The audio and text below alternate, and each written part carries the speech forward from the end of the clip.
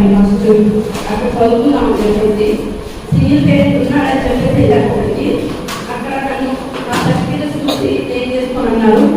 మా ఇష్టం మేడము ఒక తీసుకుని ఫ్యామిలీ నన్ను ఏం చేసుకున్నాను. నేను 2 months తర్వాత టీసీ తీసుకొని వచ్చిన తర్వాత ఏం కాదు లేదా, ఏ టీసీ అయితే ఏంటి, ఎక్కడైనా తీసుకొచ్చి చదువుకోవచ్చు అని మేడం అన్నారు కదా నాకు. సరే ఇది చాలా పూర్తిగా ఇప్పుడు 10th class అవుతుంది సార్. నేను మా పేరెంట్స్ని ఎనీ టైం కాల్ చేస్తే 1 month ఒకసారి వచ్చిన అందరు పేరెంట్స్ వస్తారు, నా పేరెంట్స్ రావాలని ఎప్పుడు బాధపడిపోయింది సార్.